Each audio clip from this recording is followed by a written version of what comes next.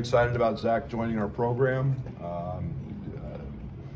Like to say what a great job Jeff Alexander did in really sticking with this and searching through this process, and as it developed. It was quite a lengthy process on one hand, and yet very quick on another. He's a outstanding player.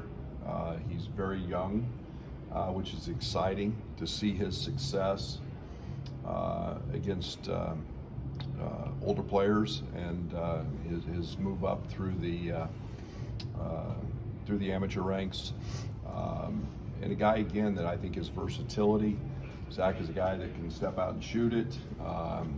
He's grown a lot here in the last couple of years, so his body's changed. Obviously, Adam Fletcher in our strength and conditioning program is going to be a big asset for him as he continues his development. But a very, very skilled, typical European type player. I've heard a lot of very positive things from NBA scouts who have seen him play, and excited to get him. He will spend the rest of the summer with his national team. We'll be in Turkey late July and early part of August with them. We'll respect that, and then he will get in here in August and join us for the start of school.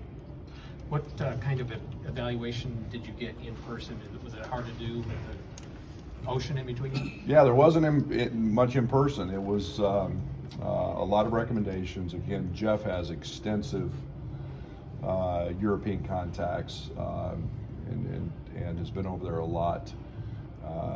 He's actually in Malaga, Spain today, recruiting. But Jeff has had a lot of contacts. Those contacts, when he decided to make it to the States, we reached out to, and then it was a lot of film. Does he comp or project to any kind of players you've had here or in other places? You know, I think he's a little bit different. You know, at times you see some Coleman. At times you see some low post scoring that you get excited about. He's a guy that can really pass the ball. Again, I think that when Zach gets here and he gets involved in that weight program, we'll see a guy that'll become really athletic and very, very skilled to go with that. So we'll see how that develops. We'll see what his body can hold. He's 220, 225. He's been fluctuating in there, but you know, I think he's a guy that 235, 240 pretty easy with his body frame. So his versatility again fits everything that we're about and what we're looking for, and that was the draw. He has a different basketball path than any other guy you have on your roster. What maybe intrigues you about that? Well, I've said many times that the European market is a good one for us, and I love the fact that that those guys grow up playing in clubs. They grow up practicing a lot. Their skill set develops, and you know, there's so many practices involved. Like as we get with AAU programs and move into that recruiting cycle, there's not near as many practices, and they get to know their teammates, so they get very role oriented over there, and their skill set is exceptional, and Zach's no different. What do you think his biggest hurdle will be, at least early on, once he gets here? Catching up, literally just a catch up of, you know, we've been, we still don't have Matt on campus. Matt will be here on the 7th of July. And, you know, so he's missed a little bit as well, but just, you know, we've got to be very sensitive to the fact that he's coming to the States, the language issues.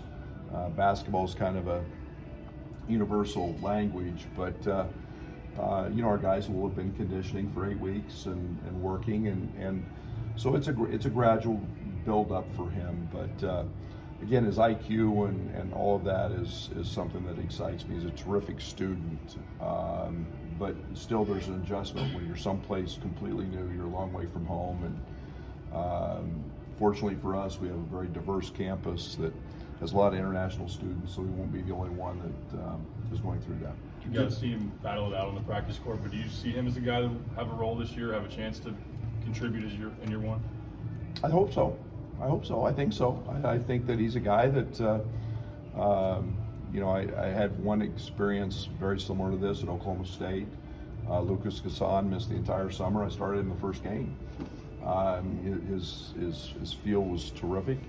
It could be very much the same thing. I don't know what that looks like until we actually get him out here in the mix with our guys and how well he retains and learns. But all signs are that there's no doubt he's gifted enough. How did he, I know Jeff has connections, but how did he get put on your guys' radar? And can you give us a time frame of how this kind of came to be? Yeah, it's probably been a 6-week process, from start to finish. And again, he's a young man that played and had opportunities to sign professional deals overseas, and yet the idea of getting an education in the States, playing at a big university, was something that was an opportunity for him, and I think the success that he had recently allowed him to do that. And again, it's just basketball's kind of a small world sometimes, and as guys make those decisions, we have a lot of international connections that we talk to, multiple times a week. And here's a guy that said, I'm going to go the university route, and we jump on it, and worked out for us this time. Does your recruiting approach change at all when you've got maybe just more based, recommendation based, maybe film based, as opposed to getting a chance to see maybe somebody play 5 or 6 times? Well, I think we dig a little more in depth about the person and about the character. The basketball stuff we see, and we're pretty adept now at watching film. Going through a COVID year, not being out, you've got a pretty good feel. You understand it's not real easy to get abroad and evaluate guys, but I do think that we've all been very diligent. We've all talked to enough NBA people who see those guys throughout the course of the season. We've talked to a ton of contacts in Europe, basketball agents that see him, and we know he was highly sought after on all those fronts, and so hence we're really excited about him. Brad, what are your thoughts about USC and UCLA coming to the Big Ten? It's fabulous. I think it's you're talking about two of the most historic programs, and I'm speaking from athletic programs. I'm also talking about two of the top academic institutions. They fit the Big Ten mold. I think that's one thing that Kevin has been very adamant about in his talks. He was here about a year ago, and I'm fitting the Big Ten mold. And you're talking about two great academic institutions, and obviously basketball and football in particular have historic programs. They play in great venues, the Rose Bowl, and it's the Coliseum. Basketball's been historic. You're talking about UCLA, maybe the all-time greatest program in college basketball. So I think it's exciting. I think it's tremendous foresight to kind of get away from what we call traditional way of thinking and expansion, and I think it's can do nothing but benefit the Big Ten, and I think the Big Ten will also help those two schools. On Zach, are you seeing on the floor him being able to play into what is a recently new body, if I'm not mistaken? He used to be 6'4" as of less than a couple years ago. Yeah, I think that again that's where strength with Fletch will help that. He's a guy that has really good balance.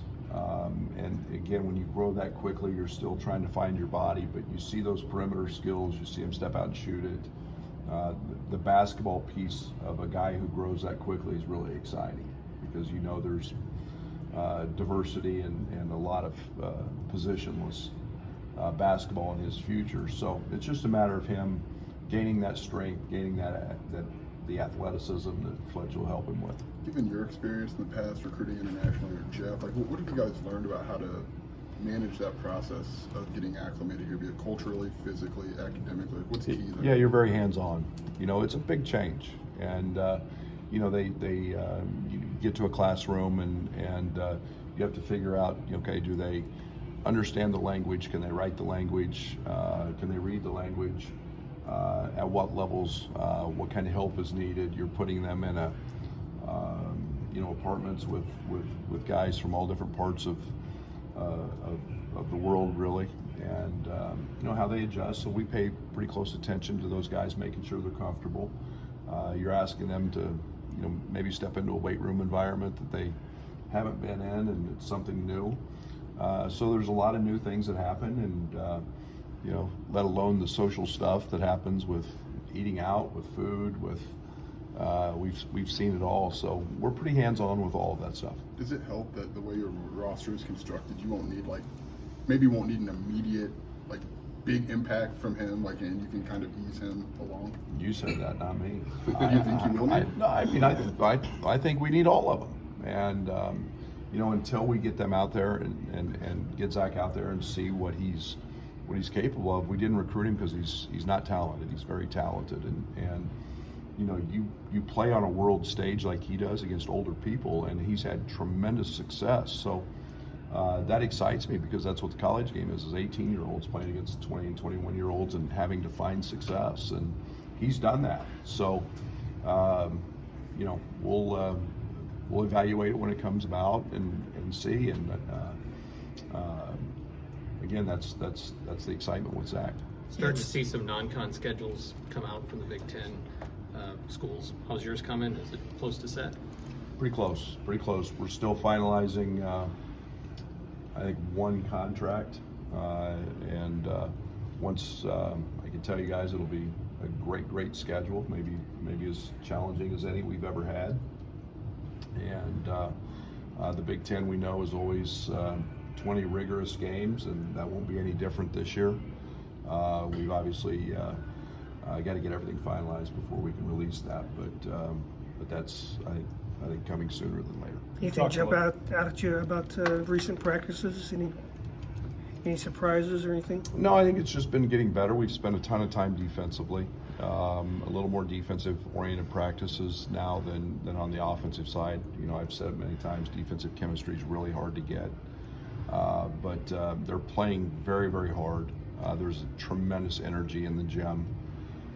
There's tremendous athleticism in the gym, and that's something that I've really enjoyed watching and coaching. You talked a lot about Dane's skill. Zach has skill, passing, ball handling. Is that now a primary focus for front court pieces? Need to be able to bring that for you guys? I think so.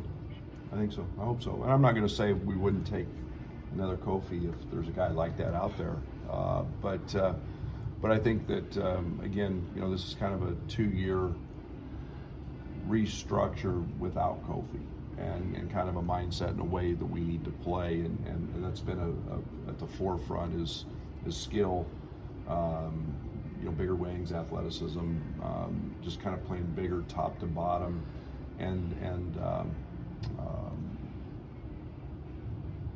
so I don't see that stopping unless there's that rare guy like Kofi. Zach's going to get to represent his country in FIBA. What have you kind of seen from players like Ty and Io that they can kind of carry over to camp after getting to do like that? Yeah, the good thing is they've been in shape.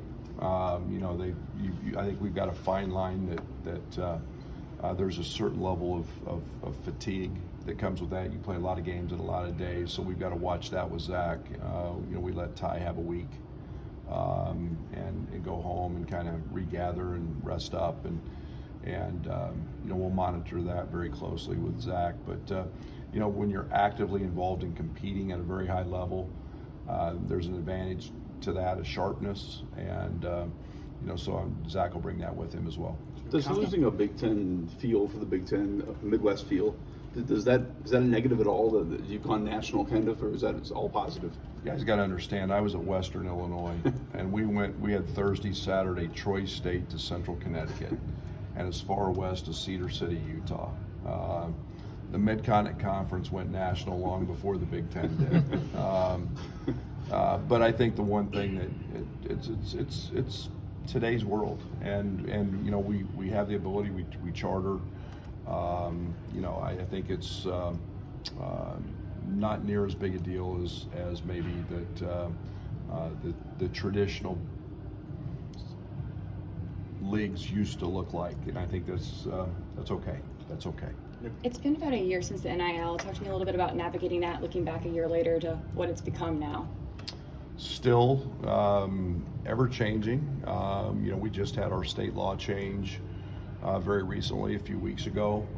I think that the student athletes are getting much more comfortable with it. I think that we're seeing more student athletes in our sport. I'm not going to speak for everybody else's sport. Have agents at a very young age. That's been playing out. I think that the ability to in name, image, likeness is great. I think for them to have the opportunity to make money, I think, and even the fans and the donors and the corporations and the people that are involved are getting a grasp of it as well and how it works. So it's still ongoing. We're still feeling our way through all that process, but it's one that I'm excited about to see how it keeps manifesting itself. Conference expansion seems to be always driven by football. I'm just curious kind of how you see that as a basketball coach. Well, I think it's driven by a lot of things. I think that obviously Kevin's in the middle of negotiations for TV contracts, and viewership is a big piece of that. And there's no doubt football is an important piece, and it's that includes Illinois, and we need people in seats and coming out and supporting us, and we play high level football, and so I think it's as basketball, we know that the NCAA is making their way quite nicely with TV contracts through the NCAA tournament, and I know that's a part of it as well, but basketball and football are going to drive those choices, and I'm excited about those two California schools. That are great. Coach, the July life period's coming up here pretty quick. What's going to be the approach for the staff? Are you starting to look more at the underclassmen? Well, we did that in June. I mean, we have no downtime anymore. We just had coaches at the top 100. I mean, we recruit more now than we've ever recruited, and we go out the 6th, and we'll find the right pieces for the 23 class. I feel great about that. But there's obviously, you guys all know that there's some well-documented young guys in our state that we're excited about, and we'll follow those young guys as well and see them every opportunity we can to try to continue to build our 24 class. We spoke to Ty earlier this week. You mentioned the ability to play 1 through 4. Do you see that as well, and how do you start to conceptualize how you can utilize him? I see a lot of players being able to play 1 through 4. 1 through 3. Maybe he's one who can play 1 through 4. But it's Ty's versatility. We saw that a little bit in USA basketball. And again, I think that he's a guy that can play with the ball and ball screens. He's a guy that can set them. He's a guy that can guard multiple positions. To me, the versatility comes on the defensive side because he's so strong, he's so athletic, he's got great length. He's 2 weeks in, but he's a high energy, hard rocking guy, and he's been great to this point.